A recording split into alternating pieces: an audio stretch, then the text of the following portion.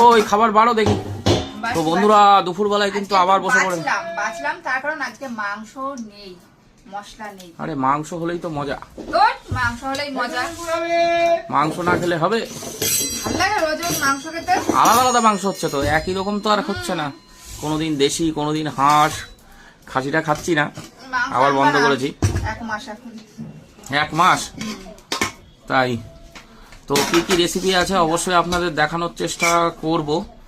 প্রথমে চলে আসছে ভাত, কি গরম গো,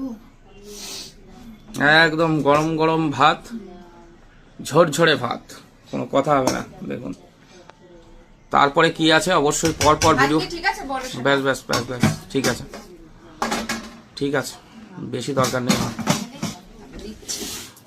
ঠিক আছে।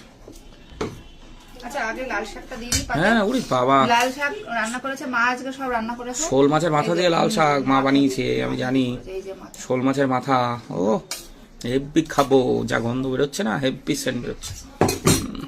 তারপরে রয়েছে এই যে, তারপরে কি বেস্ট, এটা দিয়ে অনেকদিন পর হয়েছে, টমেটো দিয়ে ডাল। বাহ, এটা দিয়ে ভাত খাবো গো, টমেটো দিয়ে ডাল, একদম মানে ডাল অবশেষে হলো। তো শনিবার বাদ দিয়ে ডাল হলো। বললাম মা একটু ডাল বানিও, আর ভালো লাগছে না।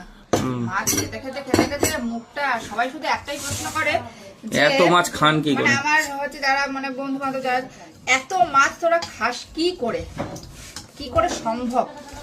আর এই যে শোল মাছ দিয়ে গাঠি কচু, দিয়ে বাহ, ধনে পাতা টাতা দিয়েছে, বেশ একটা সুন্দর সেন্ট বেরোচ্ছে তো।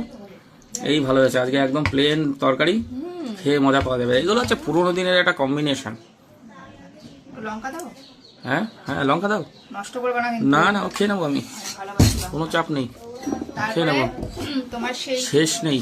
প্রিয় জিনিস, আমার প্রিয় জিনিস আজকে এনেছি, এই যে পাকাল মাছ, লাখ লাখ করছে, জিরে বাটা পাকাল মাছ।